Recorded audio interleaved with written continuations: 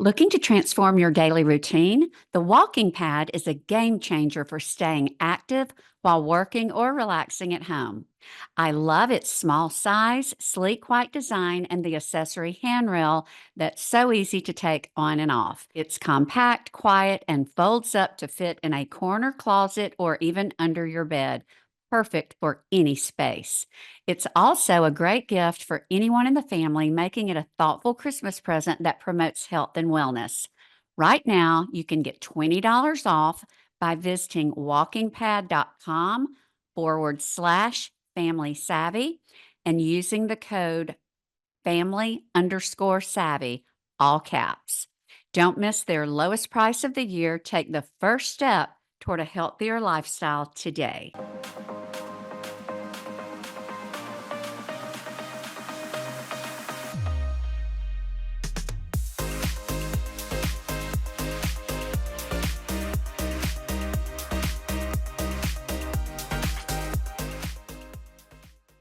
Hello, everyone. Welcome to the SavvyCast. This is Jamie, and I'm thrilled that you're joining us today, whether you're watching on YouTube or listening to the podcast.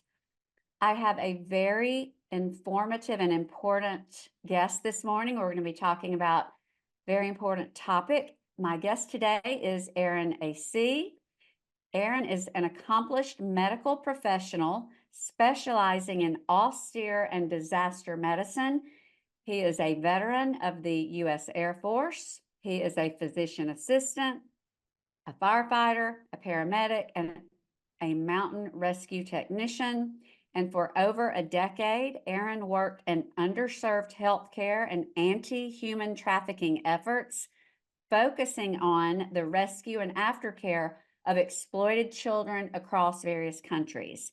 Aaron currently serves as the executive director of Jase Medical's humanitarian disaster organization, Jase Response, and he teaches austere and covert medical care to paramedics, military, international law enforcement, and humanitarian personnel. And there's a whole lot more that Aaron is involved in. I will put all of that in the show notes, but suffice it to say, he is going to be a very informative guest. And Aaron, thank you so much for joining today. I'm very grateful. Thank you. It's my pleasure to be here. And Aaron, you told me before we started that you're in Portugal, and I'm grateful that you're making the effort to be on the SavvyCast when you're so far away. I'm so It's my appreciative. pleasure. Yeah. Yes. And Portugal's great this time of year. If anybody's thinking about visiting, What's this the is the time weather to like come. this time of year? Oh, it's beautiful. It's kind of the same climate as California. So, and we're right on the coast. So, a little bit of humidity, the ocean, Yeah, clean ocean air, that's and wonderful. about 60 degrees or so. So, it's just perfect. Well, Aaron, before we dig into the things that I want to address today, I always ask my guests what they would choose as their last meal. So, what would you choose? Yeah, that's easy. I would probably eat a ribeye steak. I've gotten a lot of that from male guests. That must be not much filet mignon. It's always ribeye. So, that's Ugh, no, yeah, the fattiest cut of ribeye you could possibly get. In fact, if I could get a little bit of fat on every bite, then that would be my perfect last meal. well, fat is flavor. So, that's what I always say. And a little bit of Okay. salt. Yes, yes. Well, that is wonderful. Aaron, what I would like to do is you start off your bio is very indicative of someone who's probably seen and participated in more disaster than we could ever wrap our heads around. And you are skilled in almost every area of like a relief worker, paramedic, doctor, so forth. How did you get into all of that? And what inspired you to take this path in life? Yeah, I think it really goes all the way back to my youth. When I was 19, I went to Venezuela to do some missionary work, and I lived there for 2 years. I spent all of my time in the most rural parts of Venezuela, really living amongst the poorest communities. Oftentimes, I was living in the same type of home that was dirt floor, and the window was the bricks in the wall turned on their side, so to make the window. And being there and living in austerity, not sure that, I'd be able to eat more than some bread and buy some chicha from the local panaderia, gave me a perspective that I didn't have before that. My family wasn't ever well-to-do, but I grew up in Southern California with a father that really tried to give me as many experiences as he possibly could, me and my two siblings, and being able to actually, live with people that have nothing or almost nothing, except for their lives and what meager resources they can scrape together, and yet they're still happy.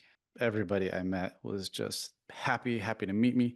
They would give me, whatever food was on the shelf, even though it might have been the last thing they had, because I was a guest. It's an Wow. attitude towards life that you don't see very often in the United States because we live Mm. amongst so much plentiful resources. So I think that was the beginning. When I came home, I was 22, just beginning, my life, just, kind of launching and not sure what I wanted to do, but I knew at that point that I was going to be dedicated to helping those people. I couldn't help it. When I got home, my first job was teaching English to migrant agricultural workers, in Oregon.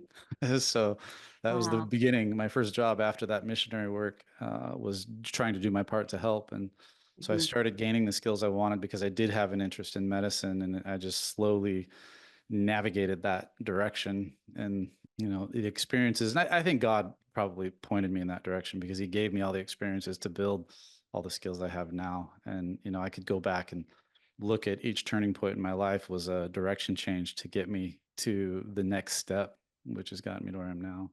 What is the first, for lack of a better term, disaster that you ever participated in?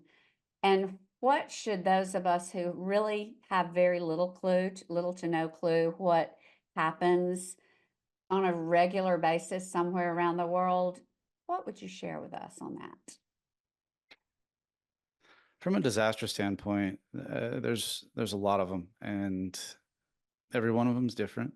And there are amazing stories of courage and humility and amazing rescues. And there's also the same, sort of contradictory stories of pain and suffering and the things you don't want to remember. So, looking back, I think probably the one that I would want to share when I was just finishing my PA studies, I think this is what launched me to where I am now the most, because this was a vector change, in my life. I was offered an opportunity to do a elective rotation where we could do some clinical work in Guatemala. And not long before we went down there, there were some heavy rainstorms, and I think it was a hurricane out of the Pacific, if I remember right. But Mhm. the little town that we were going to work in had suffered from a landslide, and it had buried half the town. And we actually got there after all the work was done. But that was my first time going somewhere where there were so many casualties, fatalities, and they weren't able to rescue everybody. So there were bodies that were never recovered, and that location ended up being sort of a memorial.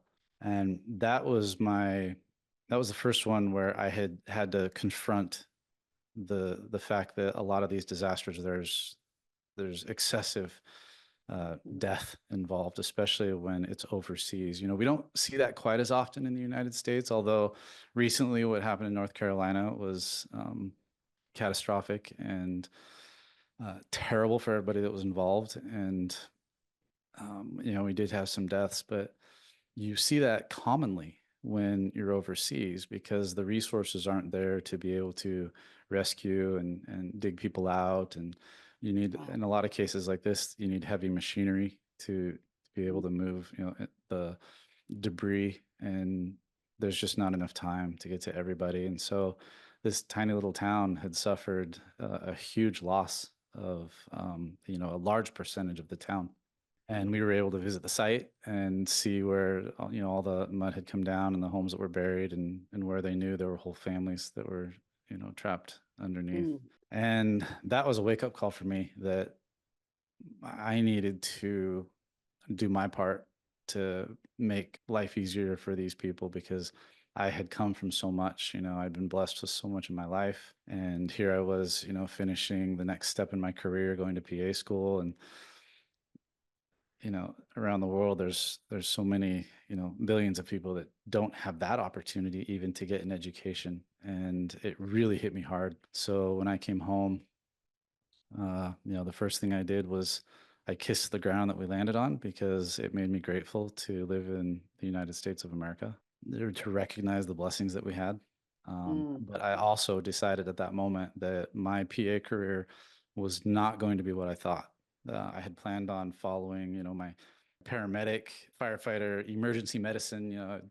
I thought I would right. go into trauma and maybe work in a big hospital and do Right. the sexy emergency work. And I Hmm. didn't. My first job, I got a job at a community health clinic working with the underserved in the community that I lived in. I ended up doing the next 13 years working in nonprofit community health clinics.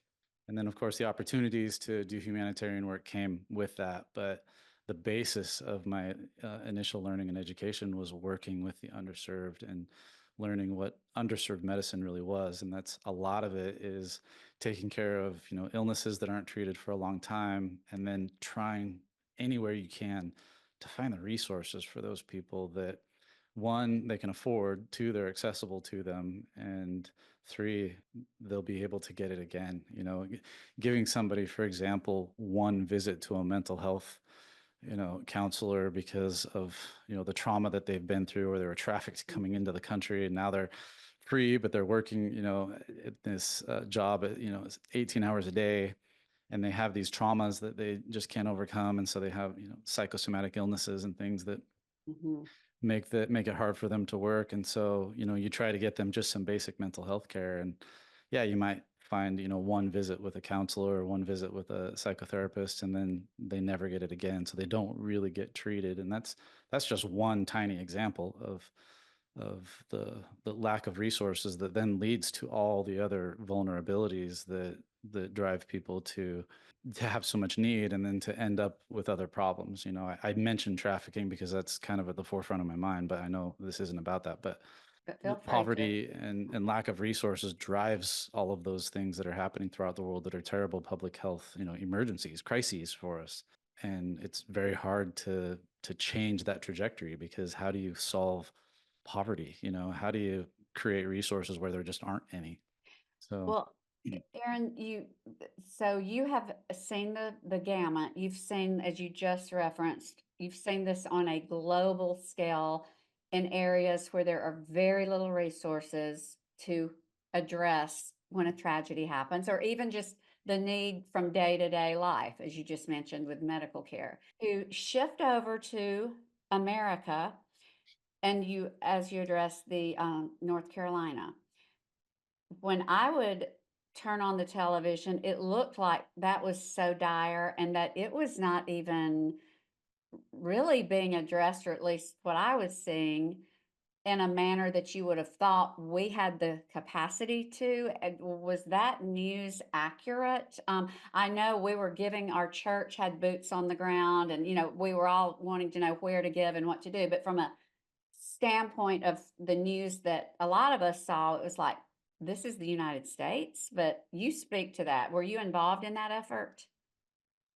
yeah, I was supporting um, a couple of organizations, mostly with back end planning support. But a perfect example of North Carolina. What have you seen recently in the news about North Carolina? Do you know Not what's much. happening there right now? No. No, because it's not in the news anymore. However, very little has been done. Many of those communities are still completely isolated. I've got some of my colleagues in another organization are heading out today. They're actually going to link up with another organization. You probably heard recently that we're partnering with Mercury One to Oh go my do some goodness, work yes. in, yeah, Yes. to go work in Glenn Swannanoa Beck. Yeah, Glenn and Beck. Glenn Beck. Yeah, Mhm. and they're heading out there, I believe today. And our other organization is going out to also Swannanoa they received a grant to provide any resources that were needed. So they reached out to the fire departments because this whole group is all search and rescue personnel. It's called Beacon Rescue.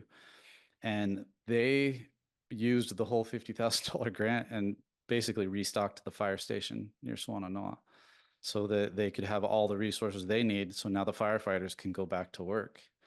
And that story is repeated every day all over North Carolina. And we're heading into the winter, and nobody's talking about the plans right now to deal with the weather that's coming. There are places right now that are impassable, roads that you can't get through, bridges that are still washed out. So they have to use drones and helicopters to get into these communities. So the shortage of regular supplies, things that people use on a daily basis, is all happening right now. There are people going without their medications. We're trying, Jase is trying to push medications out there to them with the organizations that we know and are trying to support so that they can have their chronic medications that are now running out because we're going into, what is it, the second month. And they can't just go to a pharmacy. The pharmacies, many of them, if they weren't destroyed, they rely on a supply chain that only carries a few days of medications, just like our grocery stores. So when What's those run out, the people suffer because those medications in some cases keep them alive. sure, North and that's Carolina is in essence right now like and I don't really like this term, but it describes a third world country. It describes the situation. It is as austere as what I experienced down in Guatemala or what we've experienced in any of these disasters that we've been on before, because there's just no access to the resources and they're relying on really the goodwill of their neighbors, nonprofit groups. It's the private sector, it's the military veterans that are providing all these services. Everybody else is left. I have a question, and that I'm in Birmingham, Alabama, and I don't know many people who've not traveled to North Carolina for its beautiful scenery, the Mm, Biltmore, all that area, yeah. and that's very close to home. How, with a government that has billions and billions of dollars, was that not solved quickly and efficiently? Jamie, I don't know, honestly, because my military unit, so I'm still active in the military. I'm in the National Guard. I'm with an Air Force unit in Hawaii, on Oahu. And our job is to respond to disasters and to provide aid. Our team is supposed to arrive within 1 to 3 days of a disaster happening, and we should be able to take care of patients for a long term. We've got doctors, nurses, specialists, PAs, nurse practitioners, medics. We've got all those people on our team. And I'm unaware of any of our teams. There's, I think, 22 or 30 of our teams spread throughout the nation. Every FEMA region has one or two of our teams. And we weren't deployed. We weren't asked to go. We were supposed to be able to support FEMA, and our mission is a Homeland Security mission. So these disasters are what we're trained to do. And even when it gets bad, our team's actually built to respond to CBRNE, which is an acronym for chemical, biological, nuclear, explosive. So when you have industrial areas that have been damaged, which happened in North Carolina, if there were any nuclear facilities, our team's actually trained to go respond and aid in those situations when we weren't called up. So it boggles my mind actually that there wasn't a huge even military presence there. There was one, and it was fairly small, but we learned our lesson in after Katrina, and we've learned our lesson how many times now with hurricanes. What was last year, Ida, that came through and damaged Florida really bad. And there's just not a government response that is what they claim is supposed to happen. And so it always ends up falling back on the locals and the goodwill of all of their neighbors that come out with whatever resources that they have. So I'm not sure. I don't know what the government is doing Yeah. with that money. Well, I think we can all infer that we can't rely on our government, that it is the goodwill of people and organizations that are in the private sector. So just preparedness in general is something, we are going to get to individual preparedness, but preparedness, it behooves all of us as cities, states, individuals to just stay prepared as best we can because, based upon the risks of each region. I mean, we're more in the severe weather region, whereas the coast might be earthquake or what have you. But that leads to your role in Jase Medical, which I've been a part of Jase Medical for several years. I had Dr. Sean Rowland on a few years ago, the Mhm. founder, and I'm just blown away by the work that you all are doing now, based upon when I was, in the inception, when it was basically helping those of us who wanted to be prepared as individuals. Can we start with the bigger picture of what is Jace response? And first of all, can you just give everyone a snippet? I encourage everyone to listen to the previous podcast that I did with Dr. Rowland, but Jace Medical in a nutshell, what would you how would you explain it? Well, Jase Medical, in a nutshell, is a preparedness company. Yeah, our focus is medications, but the whole idea is to get people thinking about what are the resources that you use regularly, and do you have a supply of those things for whatever happens. I mean, it might not be a disaster. It could be a job loss, or it could be a strike, and now we're not getting shipments, across the country of all the things that come in from China and, Asia. So it's just common sense to have some sense of self-reliance that you would want to take care of not just yourself but also your family, and have enough for that rainy day fund, but also that disaster. And when that disaster does strike, you can guarantee that there's going to be shortages of everything. I mean, what was it? Was it before COVID? All the toilet paper that got taken off the shelf, like everybody just And of freaked course, out. that was yes, yes, toilet paper, and then, of course, during COVID, you could barely find, any type of Lysol or Yeah, bleach. It was yeah, it was, quite exactly. And interesting. so yeah, and so Jace, as a company, is, the mission really is to get people to be preparation minded. Mhm, And I think preparation has started, and I hope this has switched recently. I don't want to get political, but I really hope that people are going to stop stigmatizing preparation and being mhm, ready. And, being a prepper has kind of become a derogatory term, when in actuality, it's just sensible. It's sensible living. And it's right, actually how people outside of this country live regularly. If you need something, and you live in rural Honduras, you mhm, collect as much as you can and you save it and you hang on to it as long as you right, can until you can't find anymore. And that's just their mindset. So Jace as an organization from the very beginning was that kind of mindset, and that kind of mm, mission was to teach people that.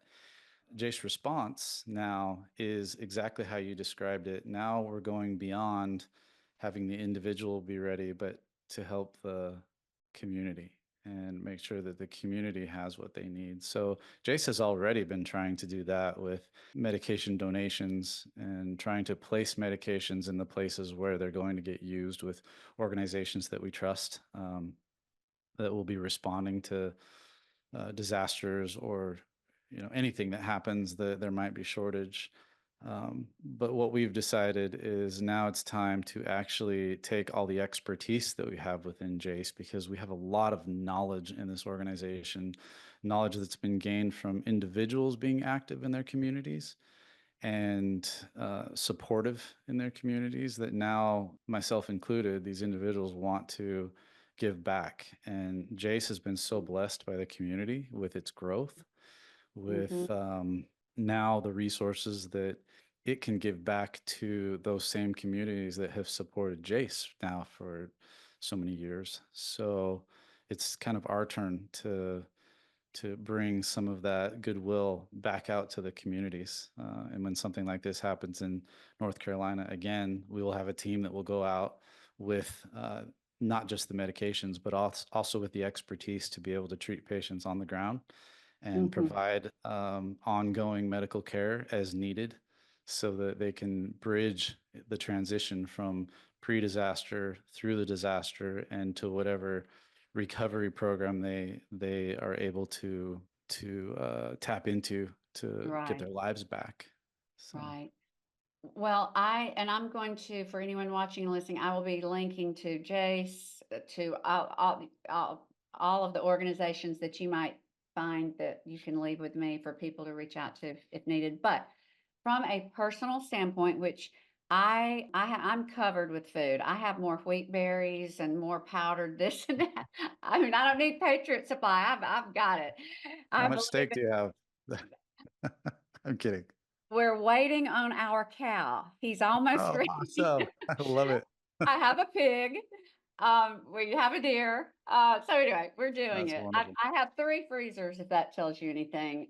One thing that I think we all know intuitively, but we may not always have it at the forefront of our mind, is almost any disaster or anything that disrupts trucking or transport, that is going to affect, and we saw this during COVID, pharmaceuticals and drugs. And I'm just going to hold up. These are I've got a UTI Jase case and then my regular Jase case that basically has emergency medication that would tide me or any of my family over if during a lack of ability to get it at your pharmacy, you would have it on hand. And then for those who have chronic conditions, there is a separate side of Jace where you can, for lack of a better term, stockpile or make sure that you will get those. What have you seen in your role at Jace that you could speak to that would encourage listeners or viewers to tap into this for them and themselves and their family? Have you seen any situations in all the work you've done where an individual or family in the United States where we are always able to avail ourselves unless there's a disaster? Have you seen anything that's like, whoa, if they'd only had Jace, or, and that may be a person who goes hiking and has a cut and didn't have any medication and then had, lots of repercussions. Yeah, I mean, I can't share a specific name, but one of the victims in North Carolina had a Jase case, and he reached out to us and said, I had to use the Jase case. I got injured during the storm, and I happened to have the right antibiotics, and I was able to treat myself and stay at home and continue helping my family and my neighbors. So that Wow. right there is, I Yeah. mean, that's to me, like, that's the best, you know, that's the best referral Wow. you could possibly get, because there Sure. it was used on the ground, on scene, a person, a customer that was prepared and Right. recognized it, and that person is now going to tell everybody, hey, you all need to have one of these. Everybody needs to have these medications to not just care for themselves, but in this particular case, this particular person was a critical member of his community. So if he had gotten an infection that had taken him out where he couldn't work, that community lost, a huge resource. So Mm, each one of us needs to consider that we are individually a resource to our neighbors, to our community. So keeping ourselves healthy is a responsibility each one of us should have. And he was a perfect example of somebody who had foresight and forethought to purchase that case and have it on hand. And it turned out to be a blessing for him and his community. We can all do that. Jace sure. has made it so easy. Like, Oh my goodness. it's hard to believe that there's people that would balk at that or not want to, have that or participate. Well, I It's believe it's exposure, possibly for the majority. yeah, I've shared my Jace case several times, and every time I yeah, do, I mean, hundreds of people respond. And I believe it's just for lack of awareness on most, and that. So can you, because I'm not sure everyone will go back where Dr. Rowland went through the process, but can you just, I know how easy it is to log on, create an account and so forth, but can you just give a picture of what someone would do and how they might want to, like, let's say it's just a typical family, kids at home, the mom goes on, how would she do the process? And would you recommend that everyone have a case, or we're empty nest, I just got one for whoever might need it, and then the UTI case for any female, but how do you recommend Jase be handled by an individual or family? Yeah, it's important to remember that each Jase case is actually prescribed to the individual. So Right, those are your medications, and Jase also has pediatric medications now. So right. every member of the family should have their own prescription, and Jase has made it so easy. You just get on the website, the instructions are clear, you follow the prompts, put in the information that's necessary. You're guided to a section where you will actually have basically a little clinical consult with one of our providers, and you will receive a doctor prescribed prescription for the medications that are yours in the correct dose. That's why it's important to have one for each family member, because children's doses, especially in these medications, it's not the same as the adults, and it makes it much easier.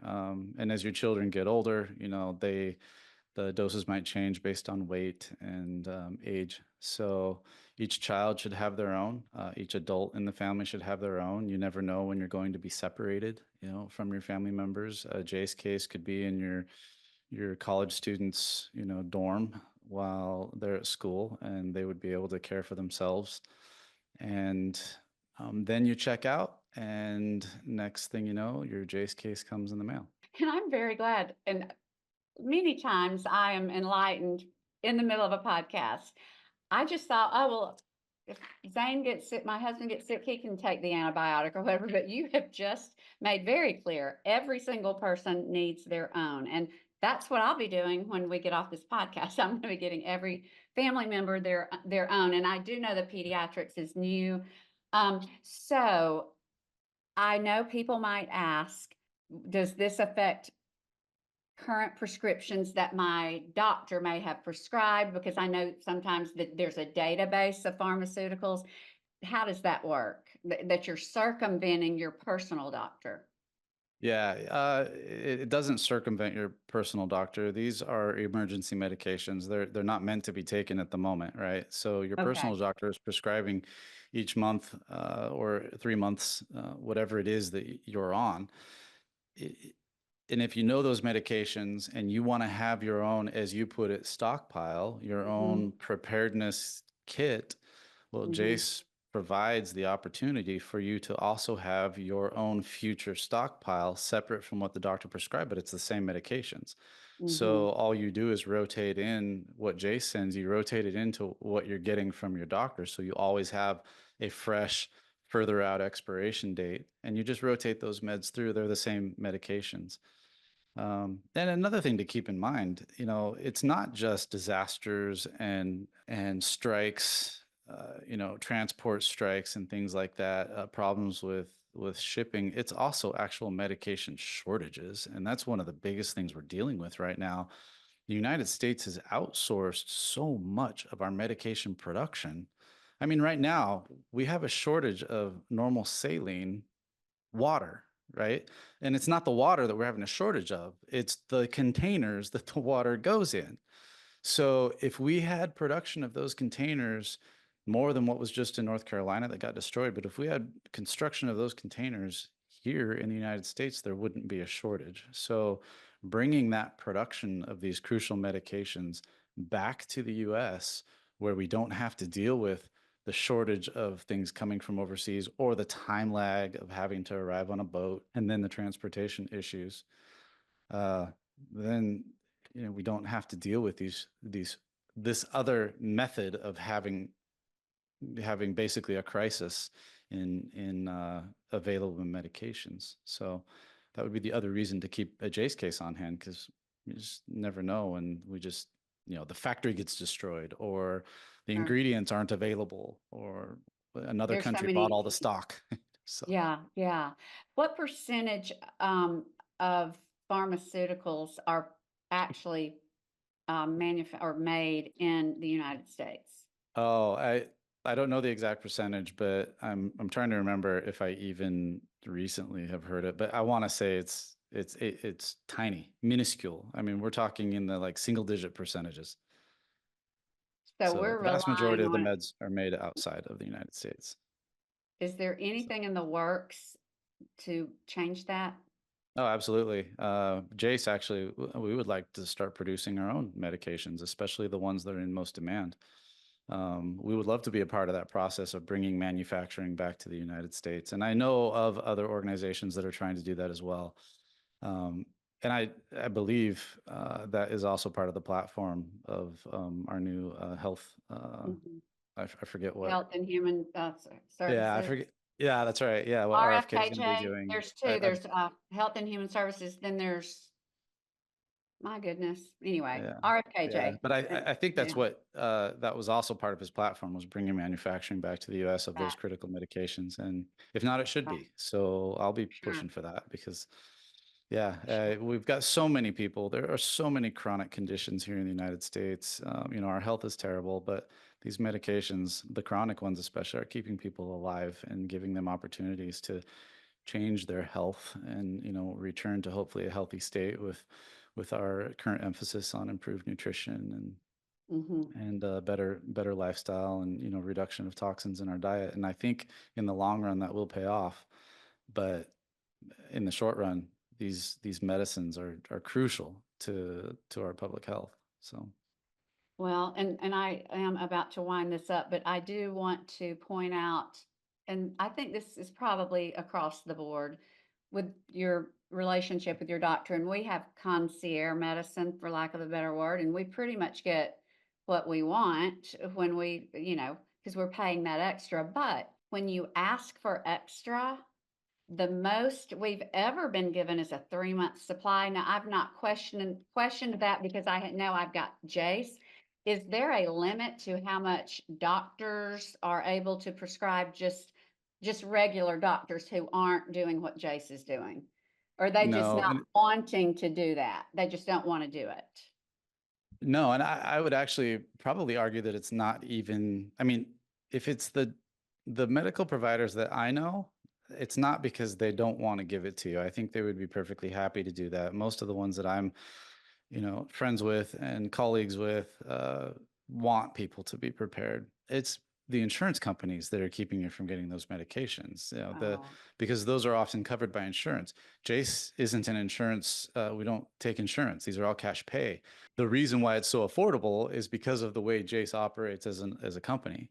So instead of having to go through that insurance process, which is what's limiting everything, Jace makes it so that you can have access to these medications now and not have to worry about that. So whatever length of supply you think you need, that's what can be available to you. People are responsible. I know it seems like the government thinks that none of us are responsible enough to care for ourselves, but on the yeah, whole, especially, in my experience from all of my responses and travels throughout the world, is for the most part, people are really concerned about their own well-being and are willing to do the things that make them right, healthy. right. And this is one of those things that people will be responsible with these medications. They will rotate them when they need to. They'll find the ones that are expired and get rid of them. And it's a process that really everybody should try to have a part in. So, Right. And remind me, and this is my last question, if you have an issue and you feel like, oh, I need to take some of my medication, you are able to call and speak with the Jace pharmacist if you have questions, just like you could call your local pharmacist. yep. Okay. Absolutely. Yep. Our Okay. pharmacist is available, and we're working on a project right now for including providers. So if you have a problem, there in the future there will be a telehealth program where you can call in and actually get advice, medical advice. That's which is wonderful. also something that we want to provide in the field for disasters. So we want to be able to provide access to medical knowledge to people that are in distress. If they can't get a hold of their doctor, one of our programs that we are going to do with Jase Response is to have like Starlink capability, and the team will be able to go out and set up networks where communities will then be able to reach back to a doctor via telehealth and actually have visits until their own system in their own community gets set up again. Oh, that's So, wonderful. And yeah, I lied. I have one more question and then I'm that's done. okay. And As this many questions as you want. I'm okay. This was actually, we were with some of our grown children and their spouses, and this came up. And I guess it was my son-in-law, and I guess he just didn't know that I have been talking about Jase forever. But and I'm just going to say it, you don't have to, but he said, we've been looking at buying a kit from Wellness Company. And I said, wait, wait. And then I started explaining what I don't know about that. I just know about Jase. But evidently, it's something that might look similar. Could you share if somebody has seen Jase and they've seen the Wellness Company? Are they the same? Are they different? Um, at first glance, it might look like they're similar, but we're not. We're a very different company. The way we manage our processes, the way we manage our medications, the way our whole workflow, the website, our customer service is all very different than what the wellness company does. And I don't have any contact with the wellness company. I don't know any of them. I've never had any of their products, so I can't really speak to the quality, but I can speak to the quality of Jase, that the Mm, medications are going to be of the highest quality. They're going to be what's available in a regular pharmacy.